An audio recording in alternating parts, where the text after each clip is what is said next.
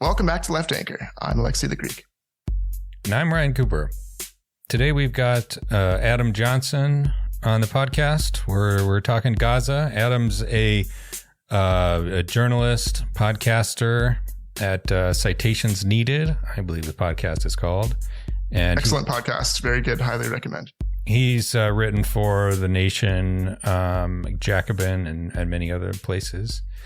And yeah, so we're just, talking a little bit about the state of the war, what the, U.S. Position is, the orientation of the various parties and the whole region. And, it's not looking great. It's not good, folks. It's if you haven't been paying attention, your psychological health is probably better than ours, but it's bad. It's not good. And Adam does a great job in the pieces we'll link to and in the episode discussing and debunking the many lies from Israel about the purpose of the war and what's been going on the ground, and debunking lies of U.S. politicians in the Biden administration to cover up their complicity and everything. Yep. But and we even get to the kind of university president firing at Penn and some of that stuff at the end as well. Yeah, not firing, but she stepped down, but more. Forced resignation. Yep. Yeah. Bullied out by one of the worst Republicans in Congress, Elise Stefanik. But yeah, that will all be forthcoming. But before we get to the interview, I just got to remind everyone, as usual, that this podcast is now sponsored by the American Prospect magazine. At $10 a month, you can get our bonus episodes every other week and a free digital subscription to the magazine.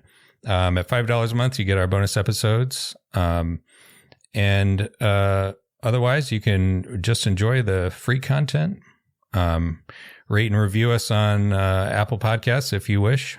But otherwise, let's just get to our interview with Adam Johnson right now. Hi, Adam. Welcome to the show. Thanks very much for coming on short notice. So we wanted to talk mainly to you about, the war in Gaza. Obviously, that's kind of occupying everyone's mind at the moment. But maybe we could sort of kick things off with just a little bit of background on what's been going on. Basically we had a ceasefire, and prior for like over a weekend, basically it was like 4 days. And that was like a week and a half ago, something like that. Before that, the war, had been mainly focused on northern Gaza. And since the ceasefire ended, it's kind of changed quite a bit. So can you, talk about like facts on the ground at the moment? Well, yeah. So they on October 13th. Well, obviously there was the Hamas PIJ PFLP attack on October 7th, and then on October 13th, and of course they initially started bombing, as is their playbook when these things happen. This is, of course, was on it from Israel's perspective unprecedented. They had never had an attack that killed this many people, roughly 1,200, roughly 800 civilians, 400 non-civilians. Because historically, 2014, I think it was like 6 people. 2021 was like 5. It's usually not very. So this was unprecedented from their perspective. From Palestinians' perspective, of course, that level of killing is quite normal. In fact, roughly 1,400 people died. Low estimates in Operation Protective Edge in 2014. So then on October 13th, the Israelis issued an evacuation order for all of northern Gaza, specifically Gaza City, and created a kind of demarcation line. And then pretty much anybody after a certain amount of time would be viewed as being per se a quote unquote terrorist if they were in northern Gaza. They've dropped, in the first 45 days, they've dropped 22,000 bombs, all of which were made in the United States, killing 14,500. Since then, the number's gone up to almost 18,000. I think it's probably where it's about right now, which is obviously a lot. It's a lot more than 1,200. And then they're now turning their sights more towards southern Gaza, although they've also been bombing that the whole time. So it's not quite as kind of binary. Their ground forces are in northern Gaza. They've lost apparently quite a few, depending on reports. Somewhere around 400 to 1,000. It's hard to tell. Israel doesn't really release how many people died, but we know that their invading forces have suffered significant casualties proportionate to historical when they in 2014 and they kind of did a half-ass invasion of Gaza then withdrew. And so right now they're basically trying to push 2.2 million people into a internment camp tent city situation, despite the fact that aid organizations are not quite there yet or not working on getting there. The size of Heathrow Airport in the west, Mawassa, which is kind of just north of the Gazan or the Egyptian border, near the Mediterranean Sea. And then everything else, which they've also bombed that, by the way. So even though they said that was like the number one big time safe zone, they went ahead and bombed it anyway. And so they're telling people, don't go here, go there. And then they bombed them, which I think led to one of the more Onion-esque Reuters headlines where it says, Israel, I think I'm paraphrasing here, forgive me, I don't have it in front of me, but it was Israel tells people to go to safe zones and then bombs them, I think was effectively what it said. So right now they're just kind of doing they're just bombing everybody. They don't really seem to, these safe, quote unquote, safe zones, they're mostly pretextual or kind of or cosmetic for consumption in Western audiences. There isn't really a place that's safe. And that's kind of where we are now. They're killing roughly 350 to 550 people a day. Almost all civilians. Israel indexes any male, I think between the ages of 16 and I think 50 something as Hamas, quote unquote. So they're sort of doing what the United States used to do in Afghanistan and Pakistan, where any quote unquote military age male is killed is seen as per se it's a quote unquote terrorist. So that's kind of where we are now. And the piece I wrote is that the goal is to sort of make Gaza unlivable and to promote the mass expulsion of Palestinians from Palestine. Everything I think makes sense through that lens. It's also what they said they were going to do. It's also what Benjamin Netanyahu is reportedly, according to Israeli media, lobbying Congress to do.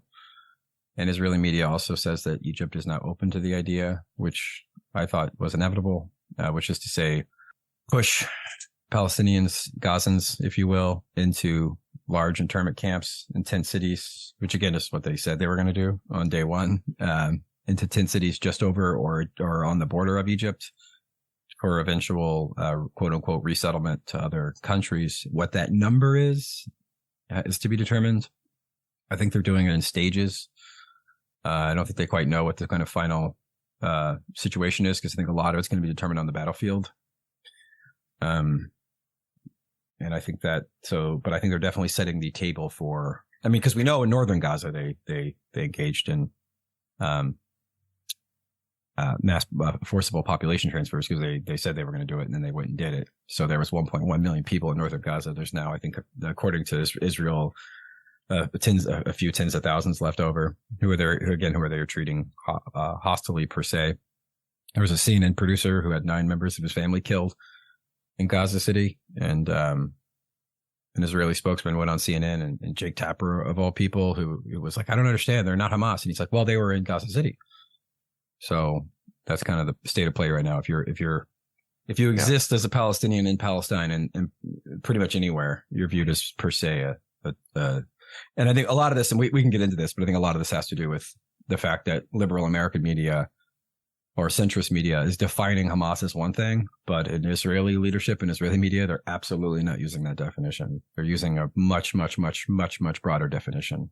And I think most of them probably use the definition of they're all Hamas. And this category error is leading to people talking about totally different things. Yeah. Different language games going on, right? Like,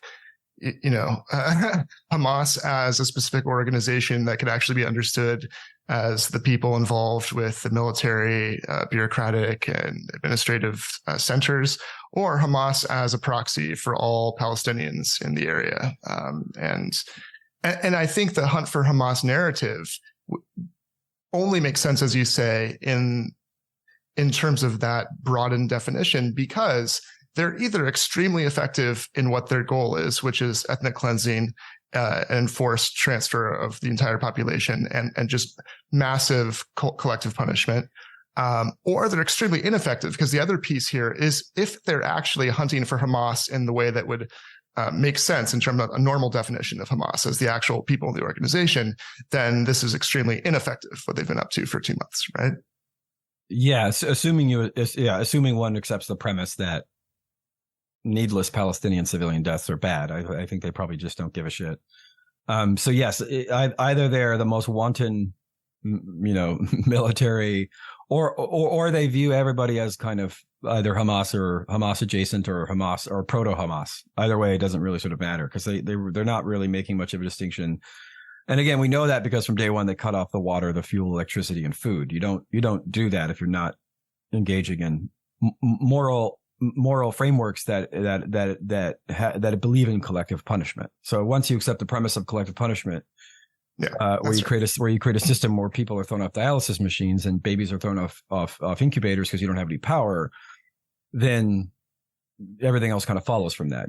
One does not need to find a PowerPoint presentation explaining the ethnic cleansing policy, although we do have one now. They were shopping a literal PowerPoint presentation explaining how they were going to quote unquote resettle Palestinians in Congress, screen caps of which can be found in Israeli media, although no American media except for Ryan Grimm has actually picked up on it, which is strange, because you would think that if the leader of the country we're sending $14 billion to was shopping around an ethnic cleansing plan, it would be more prominent in media, but it hasn't been.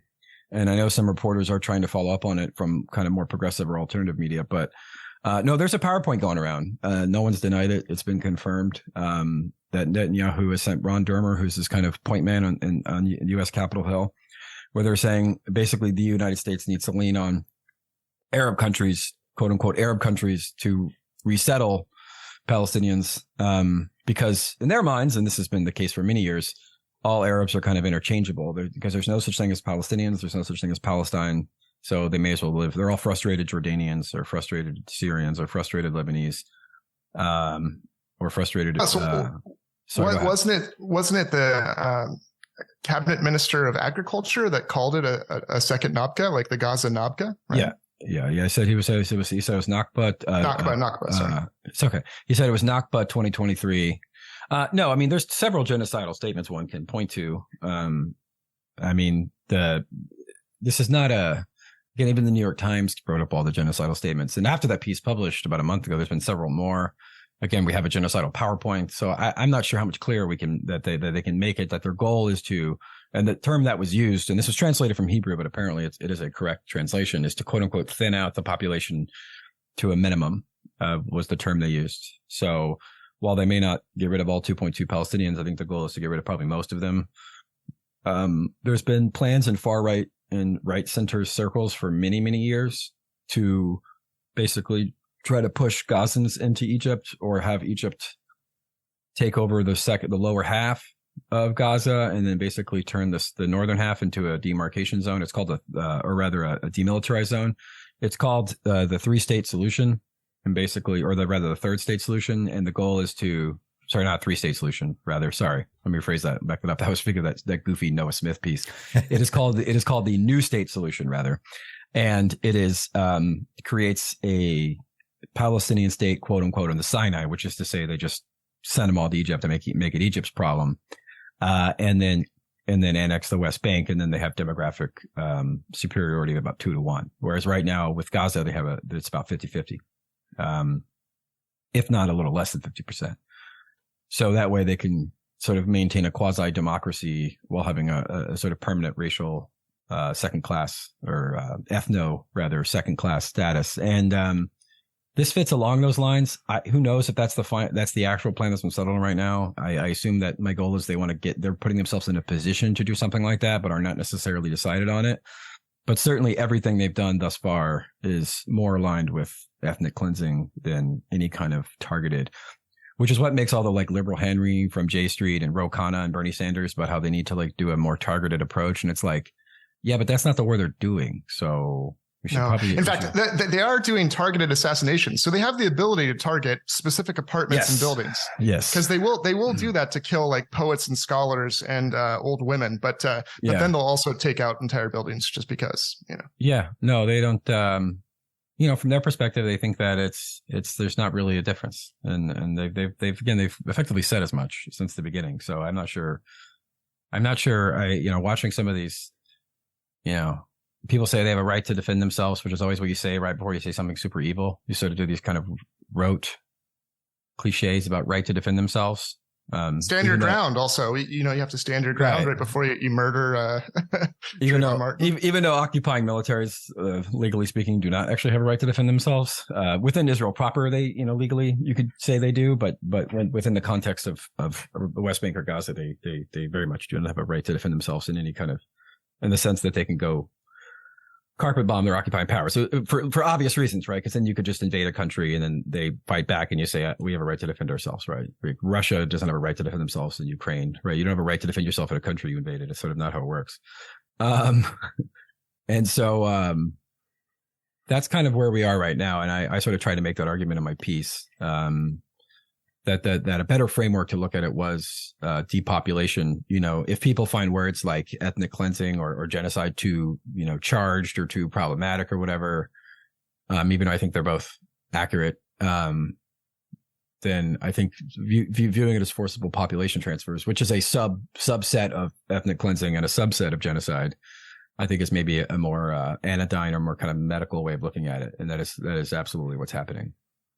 Yeah, I by way of comparison, I thought it would be interesting, to look at like arguably the most infamous battle of the Iraq War, which was the Second Battle of Fallujah in 2004, I believe. And that's when, of course, the United States military used white phosphorus munitions, these notorious chemical sort of liquid fire that can't be put out with water. Very, very dangerous to if it, touches you, melts your flesh, et cetera, et cetera. And, according to international observers, that, was about a 6-week battle, very hard fighting, across the whole city of Fallujah. And it killed, somewhere between maybe 500 to 700 civilians. And like, that's not great. Like, by any stretch of the imagination, it's not, a great outcome. Of course, and it obviously was part of a illegal war a war of aggression, but, they didn't kill so many people because they tried to get all the civilians out before the battle started. It was basically trying to convince people to leave and like opening up all the, roads and stuff like that. And like even that modicum of care, like basically cut down the casualties a tremendous amount. And Israel's killing that many people roughly every 2 days. And the reason is, as you've been explaining, is because they have nowhere to go. And wherever they go, they get bombed anyways. And so, it's like like if you are exceeding the George W. Bush war on terror rate of civilian casualties by like a factor of 100 or something like that, that's just a nightmare of indescribable proportions. My question, about this though, Adam, is, what's your read on the actual, how serious is Egypt actually about taking in this, potentially hundreds of thousands or even millions of, penniless refugees? I would think, that the Egyptian economy is in shambles. The dictator Sisi is not leading a particularly well consolidated regime, at least it seems to me. And that if I were him, I would want 1 million refugees like I want a hole in the head. This is the kind of thing that can cause terrible instability. Well, that's why they have to effectively bribe him. I mean, the U.S. has tremendous power over things like, obviously loans, aid, money, IMF. This is why Israel's playing this angle. I don't think anyone, because Sisi has said quite explicitly he's not going to do this for 8-9 weeks now. He says I'm not going to aid and abet the ethnic cleansing of Palestinians, which is why other quote unquote Arab leaders, many of whom again are dictators, they're American puppets, they don't have a lot of legitimacy, a lot of them, but they're not going to openly betray the Palestinian cause, which is obviously very, very much in the hearts of the quote unquote Muslim world. They're not, it's why Saudi Arabia which is like run by a bunch of stone cold cokehead killers. Like even they're not even trying to like, they're being a moderating force here in some ways, because they to have any legitimacy, you can't just be seen as a total stooge of the US and Israel. You just can't. Right. And so the reports coming out of that Egypt may be open to this are not confirmed yet. It's mostly through Israel, like right-wing Israeli media. I had a report last night, actually. And so I'm sort of curious where it's going to go. So I can't speculate. My guess is the goal is to sort of make it so where they have no option and it can be framed, because it's all about framing. It's all about, the Trail of Tears are being framed into the Sinai, are being framed as a humanitarian corridor, right? The internment camps are being framed as a humanitarian safe space or humanitarian safe zone. And we're working on actually doing an episode on this for my podcast, because it's like everything has to have this Orwellian connotation, because if you explain it as ethnic cleansing, which again, deep, massive population transfers are, by making Gaza, because the way they try to frame it in Israel is basically like, we're going to have this quote unquote hunt for Hamas. And then in doing so, we're going to make Gaza uninhabitable. So according to The Economist, northern Gaza is not going to be inhabitable for many years. That is what they said. That is the sort of scientific consensus, because you can't live in rubble. You remember all the 9/11 respiratory illnesses? Yeah. Take that, multiply that by about 100. By 1,000, and that's what Gaza is. You can't live there. They're raising farms, they're raising greenhouses, they're blowing up mosques, churches. Government buildings. There is no northern Gaza anymore, and there won't be for several years. You can't live there. So if they're supposedly doing to South Gaza what the North Gaza, the Gaza will not be inhabitable. And then you turn around there was an op-ed in the Jerusalem Post by the Israeli intelligence minister, who says, "Oh well, they're going to make it voluntarily resettlement, right? But if I make your 140 square mile land and totally unable to operate in as a human life, right? How voluntary is that resettlement? It's not. There's a word for that. It's called ethnic cleansing. And their goal, I think, is to make it uninhabitable, which they pretty much are 60-70% there, to force people into these internment camps on the Egyptian border or close to the Mediterranean Sea." And they'll say, "Oh, we have to do that to, we drop leaflets." They always like to say, "We drop leaflets." Yeah, well, the United States dropped leaflets on Hiroshima and Nagasaki 5 days before they dropped an atom bomb. It doesn't make it okay. That doesn't mean anything. That's sort of a sort of indulgence, or kind of moral indulgence that Americans do and the Israelis do to make themselves feel better before they destroy a place. And so then they say, well, then there's going to be really nowhere for them to live. And then I think, because I think for now, at least, Israel doesn't really, Gaza's never had a lot of religious or cultural significance to Israel. It's not like the West Bank. It's not holy per se for the religious cranks that are there. So my guess is they'll probably leave it largely as a kind of demilitarized zone, and then probably end up settling it later. Because again, the far right wanted to settle it a long time ago. In fact, they did settle it up until 2005. And I think that is, then they need to frame it as a kind of voluntary resettlement. That's going to be a very hard sell. The White House has repeatedly said that you're not going to support forcible population transfers. That's been somewhat contradicted by reports about the U.S. entertaining the idea of opening, because they'll frame it as a humanitarian corridor to Egypt, right?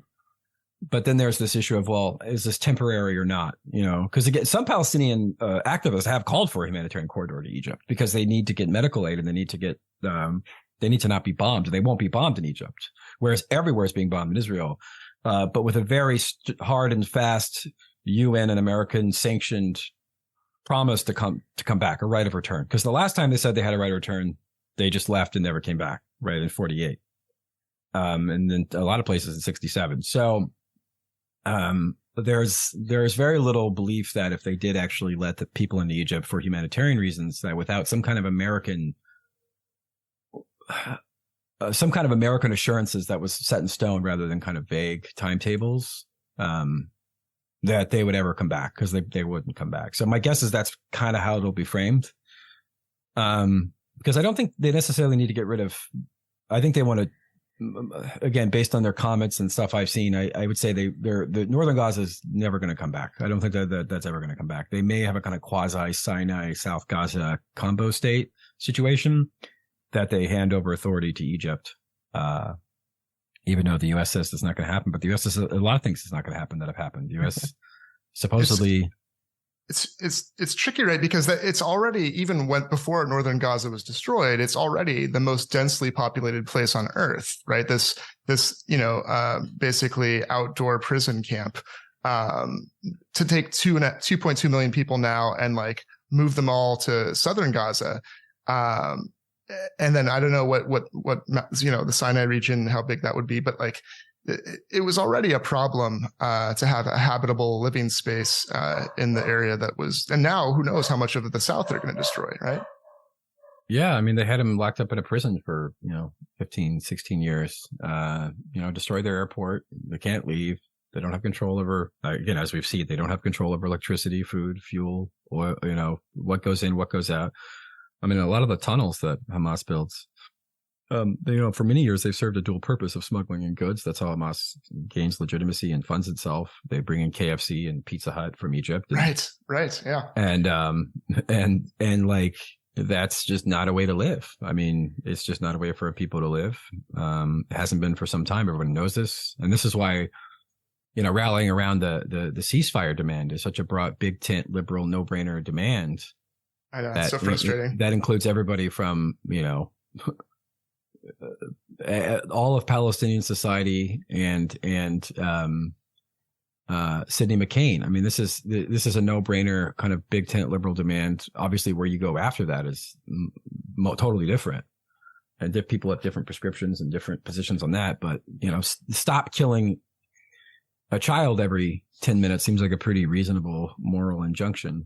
And that's, I think, why it's been settled on. And watching people oppose that and concern control that and move away from that, I think, has exposed a lot of bad politics. Yeah. But that, by the way, that's not flip. That's the math. A child every 10 minutes is the math. That's not just flip. That is people actually run that. It's actually probably less than that now, because since the quote unquote truce ended on November 30th, 29, whatever time zone you were in, the death toll has gone up 40%. The rate of death has gone up 40% since before the truce.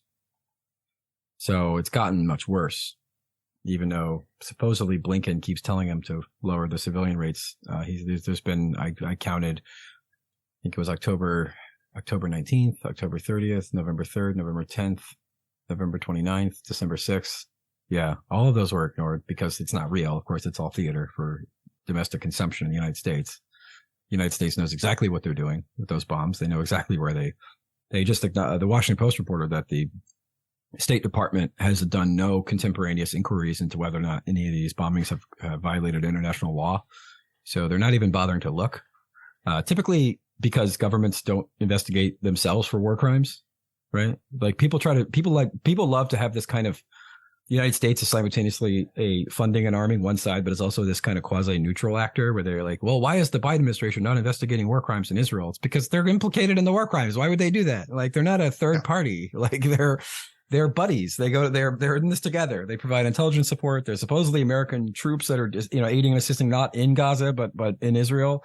So, yeah, I'm not holding my breath that anyone's going to sort of fake like they care about any of this stuff. I mean, 22, again, those numbers that the Washington Post reported last night, 22,000 bombs and 140 square miles in less than 6 weeks is mind boggling. I mean, that is an unprecedented amount of bombing and mass death. That is by definition indiscriminate. You cannot discriminately drop 22,000 bombs on 140 square miles in less than 75 days. And yet, so the ceasefire, 45 days. The ceasefire demand, which seems like, I mean, you couldn't have a floor lower than that. And no, it couldn't be more obvious to any outside of. They're not asking to dismantle apartheid or the occupation or give equal rights. No, it's literally just stop killing en masse. Yeah. And so then our the most left president we've ever had, apparently, his administration won't call for that, and neither will Bernie Sanders, frankly. And so you wrote a piece about the arguments that are kind of propping up that ridiculous claim that a ceasefire won't work anyway, or calls for a ceasefire aren't the right thing to do, right? Well, the claims vary based on the needs of the moment. So But the problem with Bernie Sanders not calling for a ceasefire is not so much him not calling for a ceasefire. That's sort of typical partisan loyalty and cowardice that one would expect. It's that he demagogues against the idea of one. He says it's impossible. You cannot have a ceasefire. I think he said something effective with a terrorist group like Hamas, which is obviously not true. That Israel and Hamas have had ceasefires that have lasted several years. Now, where you go from that and how you build anything off of that is a different story. But both Israel and Hamas have violated ceasefires throughout the years. They both held on to ceasefires for several years. There is absolutely nobody who believes that a ceasefire is not possible. That is a thing that was made up a week after October 7th. That is not, my entire years and years observing this conflict, quote unquote, I've never seen this idea that a ceasefire is impossible. And they say, well, October 7th changed things. And it's like, no, it doesn't actually. It doesn't change anything. The same fundamental players are there, the same fundamental. And they say, well, how can they forgive them? They killed 1,200 people. Well, Israel killed 1,400 civilians, including 531 children in 2014. And guess what? They engaged in a ceasefire. So what the fuck are you talking about? And this idea that, because again, they needed to hand wave it away. They can't argue on substance that a ceasefire is not good or bad. So what they say is it's irrelevant. And then, of course, you have the Biden can't do it. I wrote a piece in the Lever about this. Biden has no power. Again, something that nobody actually believes. That's sort of a fake thing you say to kind of hand wave away because you don't want to argue the substance of a ceasefire. But of course, if you look at the recent weapons transfers for tank and artillery shells that the White House did, they are reloading their artillery almost on a daily basis. That Israel, without U.S. sending them weapons, would not be able to fight a war for more than maybe 3 or 4 days. They cannot take a piss without asking our permission. That is one of the perks of being an empire, the largest military ever, having $1 trillion military budget, is that a small country like Israel. I know a lot of people like to think Israel is this powerful, all menacing thing, but they're actually quite poor and they're quite weak relative to Palestine. They are, but relative to other countries. They're not very strong. Their economy is not that huge.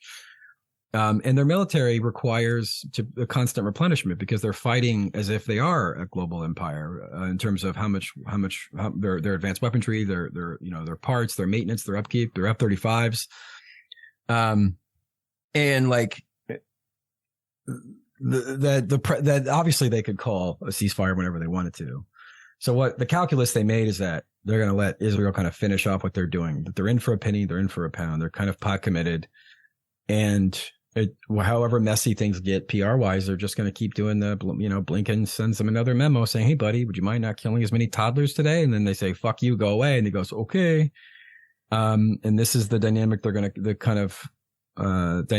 indulge in for the next, while they finish up their ethnic cleansing campaign over the next month. And to be clear, Biden, as you write, himself in 2021, with one phone call, stopped Netanyahu from the bombing of Gaza. Back then, they can't do anything without American weapons. Much less, the aircraft carriers they scramble, the U.S. military bases in Syria, the U.S. military bases in Iraq, the U.S. military. They can't. They're just a small country. They really are, and everybody knows this. This is not a controversial statement. It's just people faking like they don't know this. So like the U.S. could turn the tap off whenever they wanted to. Everybody knows it. Israel knows it. Israel says it all the time. And the reality is they just agree. There's this whole idea that Biden is somehow doing this super secret, lower Dvorak, triple Lindy, double agent where he's secretly preventing civilian, deaths behind the scenes. And it's like, there's no evidence of that. He just agrees. He's just a Zionist and he agrees. And they have a shared ideology of colonial supremacy. And they agree. He agrees with it. There's zero evidence. You could say, to the extent to which they have any objections, it's largely optics. It's largely PR. It's stop making us look bad. This is embarrassing. And I remember when people were trying to give Biden all this credit for like delaying the ground invasion. And then the Washington Post just kind of casually reported out that the ground invasion was delayed because the U.S. needed more time to prepare. It wasn't some like humanitarian thing. It was just they needed to prep their troops in the Negev Desert and Syria and the Mediterranean. So again, if Biden has some super secret lower Dvorak, triple Lindy, 11-dimensional secret plan to end the war, I think I would reveal it before 8,000 children died, not afterwards. So I don't know what the plan's supposed to be. The reality is, of course, he just supports it. He thinks it's justified. I think the liberal foreign policy establishment is deluding itself in some ways in terms of buying this hunt for Hamas narrative, even though, again, this is not the narrative that is popular or exists within Israel itself. And a lot of this has to do with the semantics game between what do we mean when we say Hamas? Because Israel just means something different. And liberals sort of don't want to think about it too much. And that's why you have all these dissent memos and ex-staffers. I mean, this is obviously all this is very unprecedented. People saying, what the fuck are we doing here? This is madness. This is ethnic cleansing. Like textbook ethnic cleansing. And we're a party to it. Yeah, as you say, it's like at the end of the day, it almost, intentions, you whatever intentions you have, it's like this is the facts on the ground. It's like the Gaza is being reduced to a smoldering crater that will be unlivable. So something I want to mention, I wanted to discuss real briefly is the condition of Sinai. It's like if you're going to create shove some percentage of this population into Egypt, like that, the logical location would be right there in the Sinai. Like, what kind of place is this? I mean, from what I've read, it's just like trackless desert, almost all of it, especially. It would require a substantial American and UN and Saudi Arabia. I mean, everybody would have to send tremendous resources to basically keep people alive. The goal would be to move them out as soon as possible. I think the agreement would be that most of them would leave, resettle them to Europe, North America. Because you got to remember during the Syrian war, which is in many ways still kind of ongoing, but Lebanon took in 1 million refugees on a population of 3 million. Yeah. Turkey, I think, took another million. So from Israel's perspective, there's precedent here. To them, again, all Arabs are interchangeable. Yeah, there's no such thing as a Palestinian. It would be like me moving from Kansas to Missouri. It's not a big deal.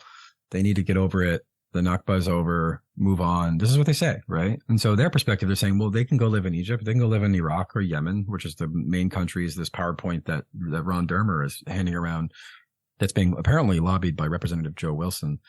That they're sort of interchangeable Arabs, and they have no culture. They have no connection to the land.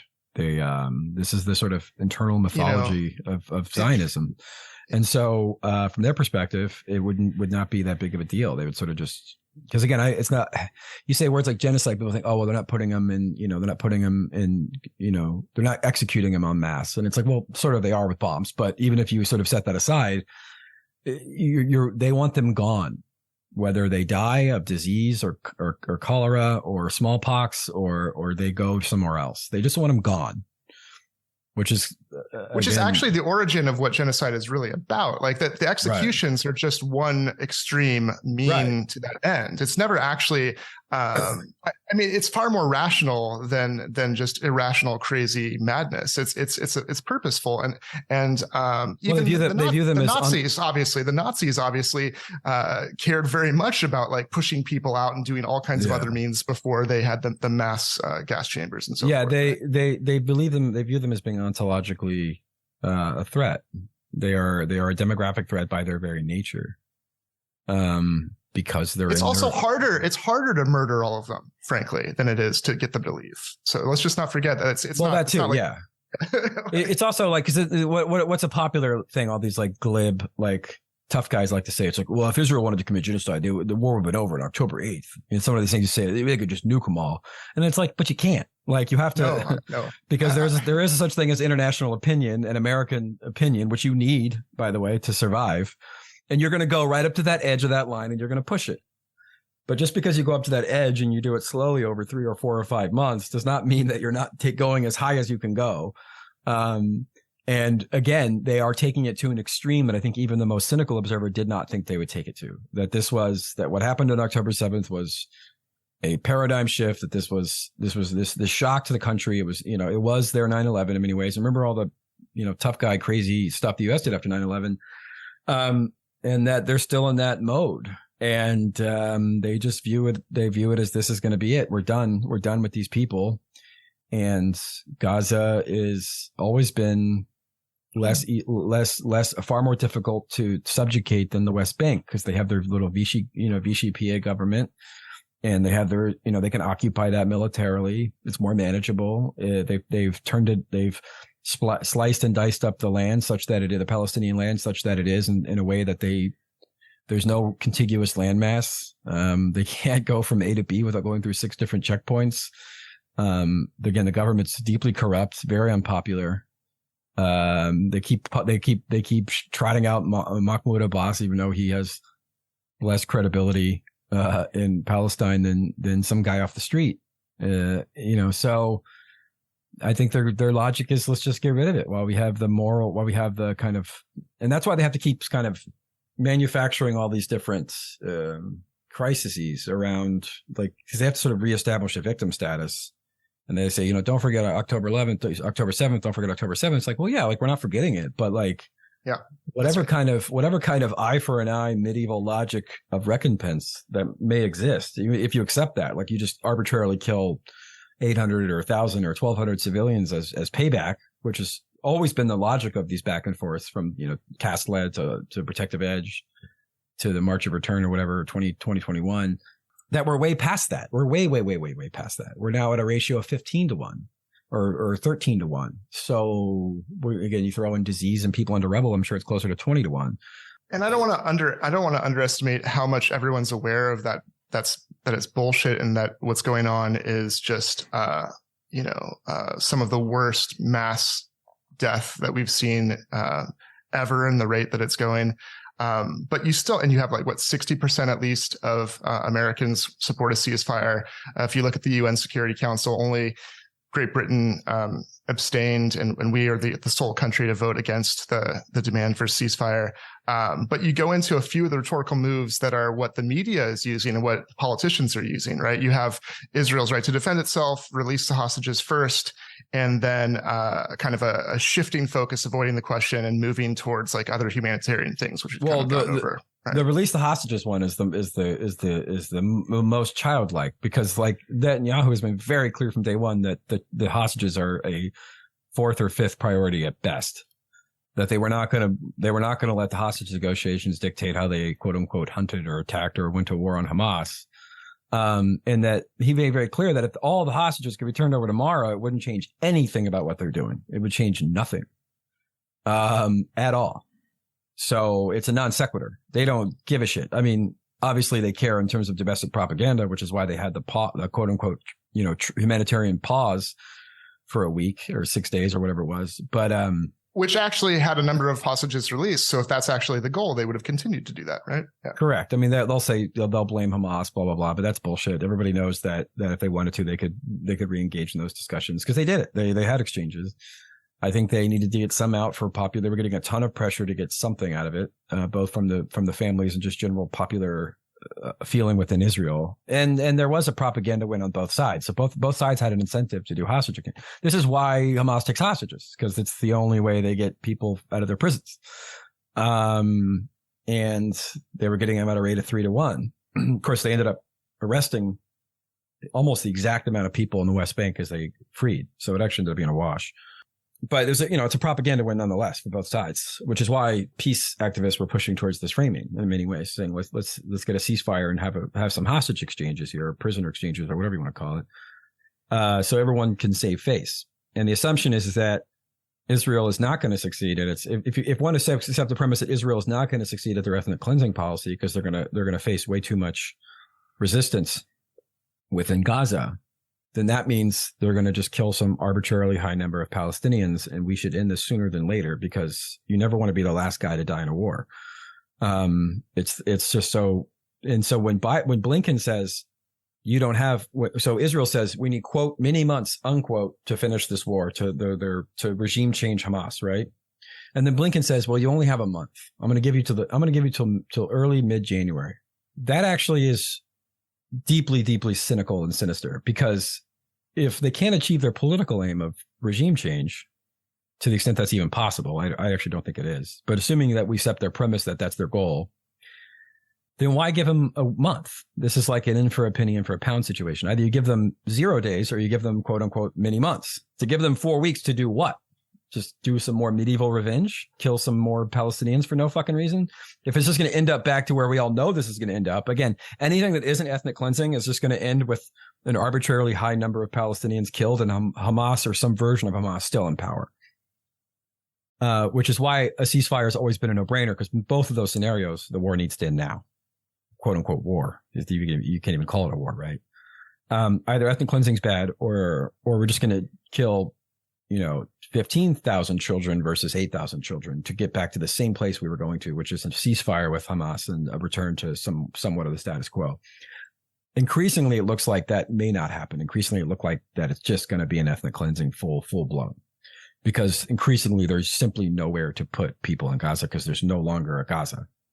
What do you think critics of the war, like what's the sort of angle here, to what's the best argument to make or people to put pressure on, because like you can, like, as you mentioned, the United States vetoed a resolution, that probably was pretty meaningless at the end of the day. No like coercive force, but just like calling for a ceasefire.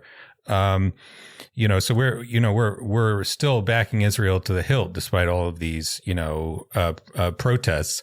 And yet, so you can make like a moral argument. You could say like, this is an atrocity. Then there's like maybe a more pragmatic argument to say that the pragmatic argument. Sorry, I apologize. I'm sorry for interrupting. Oh, no worries. That like, this is a like strategic disaster for the Biden administration's like foreign policy, I would say, in terms of like a lot of their other stated goals. Like I think it's inarguably distracting from Ukraine. They want to prop up Ukraine. Now that's tangled up in the whole Israel thing. And in some of the actual shells that were supposed to be earmarked for Ukraine, well, that's going to Israel now, some of them. And Ukraine supposedly is running out of ammunition, in their, unending artillery duel with the Russians. And then domestically, like this is certainly putting a huge like wedge into the Biden coalition. I think you look at Biden's atrocious polling, especially among young people. And like, I think Gaza certainly has a lot to do with that.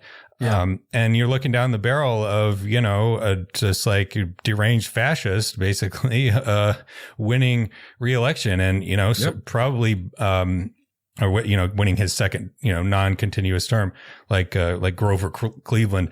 Right. But, surely Biden doesn't want that. And like, so where do we press? I don't think Biden cares. I think Biden's a lost cause. I think Biden is a hardened Zionist. He believes in the war, quote unquote. I think he probably has, quite frankly, a very kind of cartoonish and racist view of the conflict. I think he's in it. He's pot committed.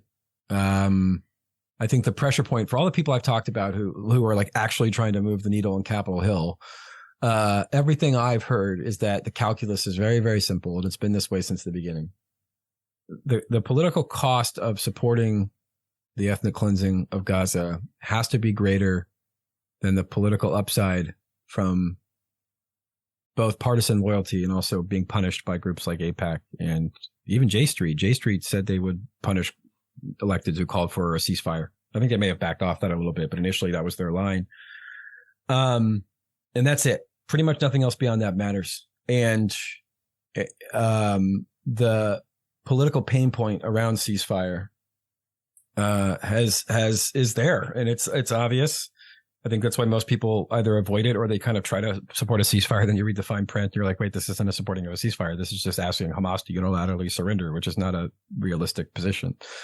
And I think that's the pain. You have to punish people for making bad decisions. Otherwise, you have no leverage. You have no power. You can't just say, I'm going to check the box no matter what, unfortunately. Now, I don't think one should wield that in any kind of institutional or collective way, glibly. I think that's a very serious thing to do. I don't think one should do it over, maybe modest ideological differences, but everybody has a red line. Everybody has a red line.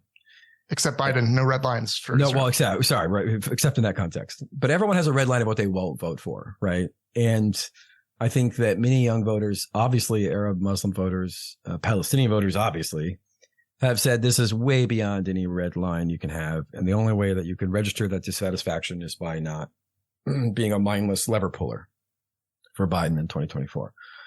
I don't electioneer. I don't tell people what to vote for or not to vote for, but I'm saying it's a perfectly credible moral position to have, because everybody has red lines. And if Biden is banking on everyone, on them doing the whole, well, Trump, because again, Trump would do the same thing Biden's doing. He wouldn't have with a liberal hand wringing, but he would do the same thing. I don't think if Trump won in 2020, any of this would have been any different. Again, I don't think we would have gotten all the crocodile tears and, we need to reduce civilian casualties, liberal bullshit, which is probably like less annoying, but ultimately would have been the exact same. So I don't think there's any, and no one has any, delusions that the Trump would have somehow been better. He would have been more or less the same, I think, in every key way on this issue. Other issues, obviously, he would have been way worse. But on this issue, I think it would have been more or less the same. I'm not saying both parties are the same. I'm not doing the sort of, glib, like all parties. It's not, but in this case, they pretty much are the same. That's okay to say that. And we know that because they say that. But Trump's not in office. Biden's in office. And so unless Biden thinks there's serious, or rather, I should put it this way, unless people around Biden can establish that there's consequences, then they have no incentive to ever change course, because they clearly don't care about Palestinian lives. They don't give a shit. They don't care. They think the juice is worth the squeeze morally. They think, they're buying into some of these kind of liberal, these kind of clever category errors about what isn't Hamas. And it sort of sounds like they're doing a kind of zero dark 30 thing, and they're looking the other way while entire fucking city blocks are leveled. And this is why increasingly you're seeing chatter for Biden to step down. And most of the chatter doesn't come from the quote unquote left. It comes from people like David Ignatius, the sort of CIA spokesman at the Washington Post, saying, Biden, it's time to turn it in, old man. Both because of the age issue, the polling looks bad. And also Gaza's just is his Vietnam. It's just eating away at his, any kind of, even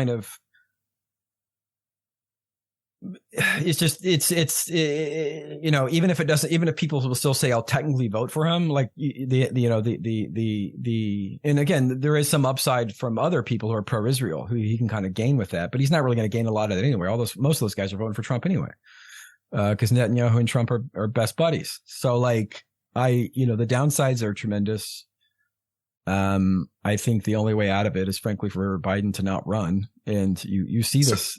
Is that where the pressure should be then, Adam, insofar as the threat of not voting for the Democrat is wielded to some effect now or in the near term? I mean, whether or not that's where it should be, that's all there is. What I think is irrelevant. Right. Well, what other leverage? Let me be clear about what I meant. I guess here's what I meant. A while ago, maybe threatening Biden that we won't vote for you unless you do something differently. But he's fucked that up so much now that I think, because I guess that's the question. Is there something that his administration can still do that will save him? Or is it just so far gone that the threat now is replace him or else Trump wins against anyone? Look, I don't want to tell anyone how to feel. Obviously, people who are Palestinian are more impacted by this than some fucking, snarky podcaster who lives in Chicago. So, this is my personal opinion. I think you have to say that things can be reconciled or improved. Otherwise, they have no incentive to change. This is why when a senator or congressperson moves to the ceasefire camp, you don't do the okay, you did this after 8,000 people died or whatever. And it's like, yeah, that's true. Right. And I'll say that, but you ultimately have better to late than never. People. You have to reward them. You have to reward people. There's no incentive. Then everyone just gets locked into their kind of nihilistic, Thanatos like positions, and you don't want. So that. maybe it's both. Both Biden can still rescue his own candidacy, and there should be pressure for an alternate candidate. Something like that. Yes, and I think they know that, and I think that's why, assuming that things go bad militarily for Israel, the number one thing also activists can start doing is building face-saving narratives for Biden and for Israel. And I think building those face-saving narratives is what, to the extent to which you can be a quote-unquote diplomat in the State Department and not be evil, that is the thing you can be doing right now that's not evil. Because how do you make it look like they're getting a win because again, when Saudi Arabia was getting their ass kicked in Yemen, and then they framed it as like a humanitarian bilateral gesture with the U.S. of doing a ceasefire there effectively. And it was like, fine, that was bullshit. They stopped it because they were losing to the Houthis, but we needed to give them a story to tell their people. So what story can Netanyahu tell his people? What story can Biden tell his people? that makes it look like they did something that was successful.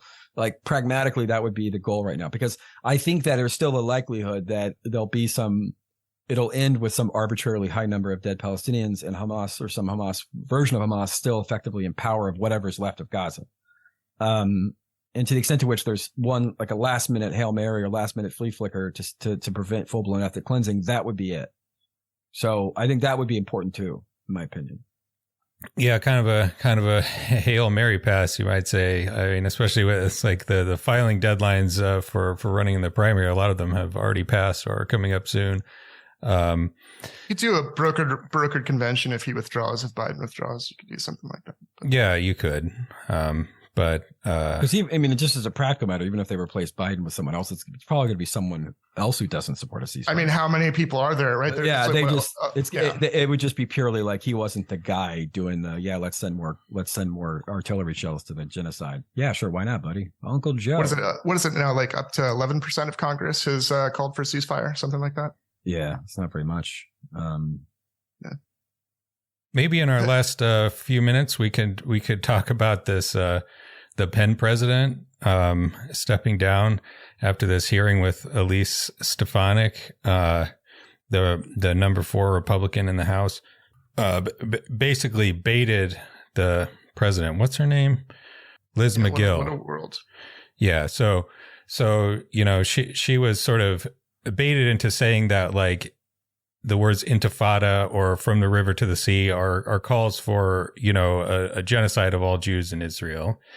And then, trying to do like, what is your speech policy? That's saying that, it would have to like rise to the level of conduct. And it ended up in these sort of like bureaucratic contortions where it sounded like McGill was sort of defending, genocidal rhetoric. But it seems like there's broadly like a sort of a building like kind of McCarthyism about supporting Palestine, on campuses where, is Israel and Israel partisans like Stefanik's, see that they're kind of losing the propaganda war in the media. Jesus, you even like pull up the New York Times and the coverage is almost uniformly just like, look at these horrible, massacres. And, if you can sort of like distract and make it seem like everyone who's calling for a ceasefire or advocating for Palestinian human rights is actually a genocidal anti-Semite, like that's a very useful sort of like climate to create. So I don't know. Do you have any thoughts on, the creation? It's all bullshit. I mean, it's clearly meant to distract. It's to contrive victim narratives where they don't exist. To create some sense of it's the Christopher Rufo playbook. It's just fire hose of bullshit, see what sticks. Now you have Congress, bipartisan Congress, by the Democrats are just as culpable as Republicans in this, even though it was a Republican committee that did it.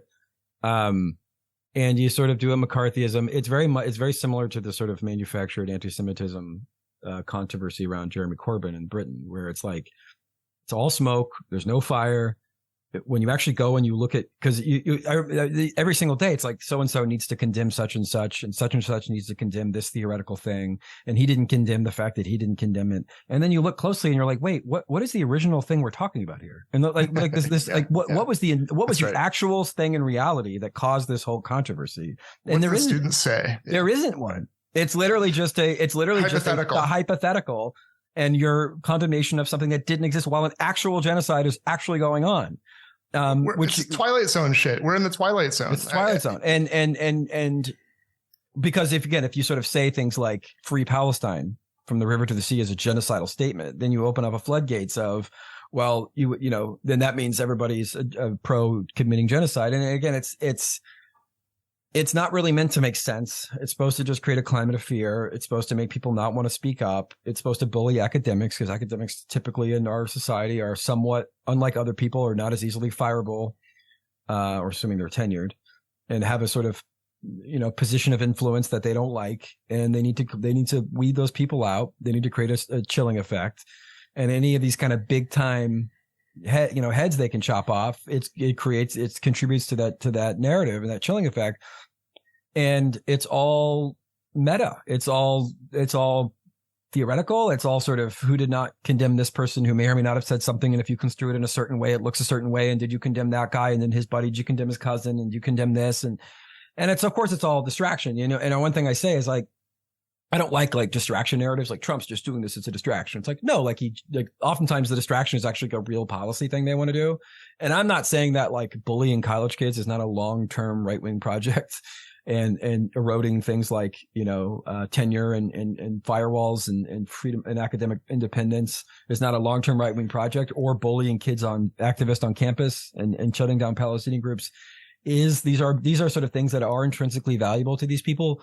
To these right-wing forces, but this is definitely like very much also a distraction, because you're like all this stuff, the front page news, the top 3 stories 2 days ago were all New York Times, were all about this controversy or whatever. And when we're talking about theoretical genocides, we're not talking about the actual genocide that's going on, which is why that's right. My opinion is generally those who are trying to advocate for the end of this horrific bombing and siege of Gaza really need to stay focused. I'm not saying you don't fight the terrain where you need to, or especially if you're in that world. I get it, but generally, like, try not to get distracted with this bullshit, because it is. No, that's a good point. What we talk about, and this is why this was just the end of the episode, not the full episode. What we talk about itself is a victory or loss, depending, right? Like, because we need people to focus on the right things here, and so just because of urgency, and you do have limited resources, and like again, I'm not saying that those. Here's what I'd say. I'd say that the pro-Israel groups and the pro-American empire groups are much more comfortable playing in the sandbox of wacky college kids than they are in toddlers being pulled out of rubble sandbox. Yeah, for sure. But you don't see, Connor Friedersdorf and the libertarian free speech defenders, weighing in to defend, right, the presidents that are getting fired here.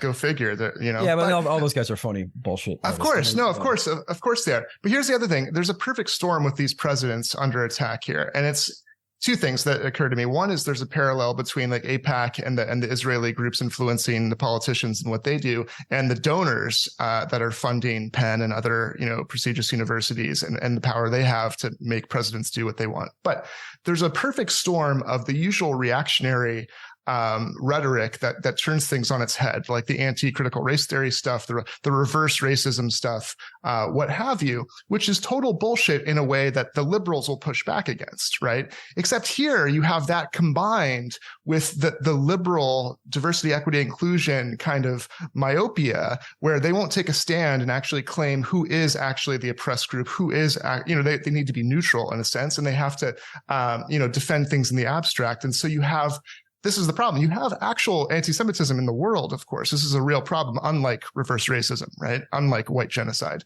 Right. And so the liberals get kind of, co-opted by the reactionary forces into flipping on its head who actually is the oppressed group in this current genocide. And so it seems to me, what do you think about that kind of perfect storm of reactionary liberal, collusion? Look, Chris Rufo said they were going to do this like a month ago. He's like, we're gonna make Hamas like a Black Lives Matter DEI uppity black professional thing, and we're going to go scour social media and try to find the most sort of distorted things we can take out of context, and we're going to create a panic around it. And liberal Zionists are going to go along with it because they agree with our ends. It's all because what they've always wanted to do is do like a reverse racism, oppressed white people thing, but that hasn't really caught on. So what they've realized is they can kind of do it by proxy, by taking various groups that are viewed as kind of white adjacent. They did this with like a lot of the anti-Asians, hate crime stuff. Rufo was very clear about this, that they were going to take hatred of Asians and use it to get rid of affirmative action, which they did, which they tried to do, and in some ways succeeded at doing. And now they're taking anti-Semitism, again, something that is almost exclusively to the right, not entirely, but it is largely a right-wing thing. And they're going to make it a left-wing thing so they can kind of have American Jewish institutions on their side as they do a kind of a reverse racism gambit. And they love taking down, again, high-profile black academic or professionals, right? This is sort of their big kind of visual crucible they love to do. And they're going to just keep doing that, going after the eggheads, the academics, and liberal Zionists and liberal groups, liberal pro-Israel groups are going to go along with it because they share kind of mutual hatred of a lot of these organizations, which have not really fallen in line. And so, again, it's all just smoke. I don't know what we're fucking talking about here. Like it's every single time they go on and on about this theoretical. It's like I think of the Jim Carrey line in the Truman Show when he's like, Who are you talking to? Like what? What are you talking about? What theoretical? What are people being sent into fucking like? Are people being bombed at Columbia University? Are people being driven off their land at Stanford? This is the most ridiculous thing I've ever seen. And everybody. Meanwhile, Palestinian kids are being shot in Vermont at a college. Like, actually, and it's not like there isn't anti-Semitism. Anti-Semitism is saying this. Anti-Semitism is fucking oxygen. It's in the air. It's everywhere. It's the oldest form of racism in Europe. It's sort of like. And the same people are defunding the higher institutions' ability to go after the actual anti-Semitism, because you actually need money and resources to implement actual inquiries into real anti-Semitism on campus. I mean, J.D. Vance can't go 5 seconds without talking about Great Replacement theory. And we're not talking about J.D. Vance. Like, we're not talking about people who pander to actual anti-Semites, but of course we're not talking about Trump or Trumpism. This committee was put on by Trump people. This is ridiculous. Everyone knows this is ridiculous. I mean, Trump and Trump allies. How many fucking Holocaust deniers has this guy fundraised with or partied with? I mean, it's ridiculous. Yeah, everybody knows it's a sham. It's just, as long as we're all taking our eye off the ball and not looking at the sort of 10 kid, kid killed every 10 minutes, then they've won. Yeah, to your point, Adam, Stefanik herself. Her last couple re-election campaigns were pretty much uncut Great Replacement, white supremacist conspiracy theory, which was explicitly the motivation of that guy who shot up the synagogue in Pittsburgh, the Tree of Life synagogue. Yeah. And it demonstrates the good faith or the total lack thereof. Everyone here is the super good faith, man. This is the Super Bowl of good faith. This is Yeah, this is the all-time good faith party. Everyone's super good faith. Everyone's deeply concerned with protecting vulnerable populations, I'm sure. Yeah, but I think that's probably a good place to stop. Call your senator or member of Congress if you are so inclined. But in the meantime, thanks for listening, and we'll see you in the next episode.